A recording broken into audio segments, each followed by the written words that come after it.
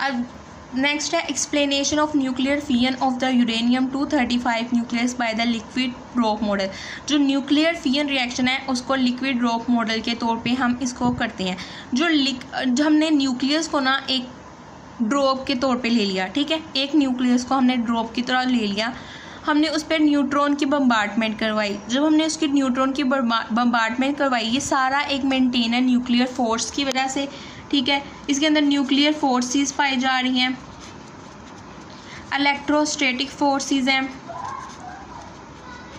हैं और surface tension की वजह से इसने अपनी शेप को मेंटेन किया। और जैसे ही न्यूट्रॉन की बम्बार्टमेंट होती है इसमें वाइब्रेशन आ जाती है, जैसे ही वाइब्रेशन आ जाती है तो रिपल्शन फोर्स ज़्यादा हो जाती है न्यूट्रॉन की, क्योंकि वो अपनी शेप को सही तरह हैंडल ही नहीं कर पाते।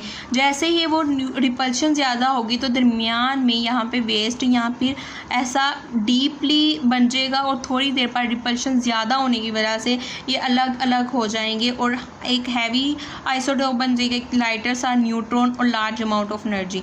लिक्विड ड्रॉप मॉडल का यही है कि एक न्यूक्लियस को हमने ड्रॉप की तरह लिया, उस पर हमने न्यूट्रॉन की बम्बार्टमेंट करवाई। न्यूट्रॉन की बम्बार्टमेंट की वजह से जो इसके अंदर फोर्सेस थी वो डिस्टर्ब्स हुई, वाइब्रेशन पैदा हुई, वाइब्रेशन की वजह से अलोंगेशन हुई, अलोंगेशन की वजह से रिपल्शन इंक्रीज़ हुई प्रोटॉन और प्रोटॉन के दरमियान, जिसकी वजह से यहाँ पे एक तो ये वेस्ट यहाँ पे डीपली बन जाएगा, फिर थोड़ी देर बाद जब रिपल्शन बहुत ज़्यादा होगी ये ऐसे टूट जाएगा और कन्वर्ट हो जाएगा एक हैवी आइसोटोप्स में, एक लाइटर आइसोटोप्स में सारा न्यूट्रॉन और large amount of energy release होगी।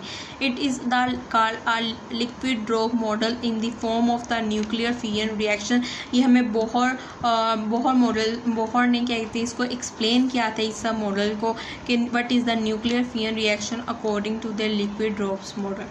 शुक्रिया। अगर आपको अच्छा लगा हो तो लाइक कर दीजिएगा, सब्सक्राइब कर दीजिएगा और नेक्स्ट वीडियो का इंतज़ार कीजिएगा। शुक्रिया।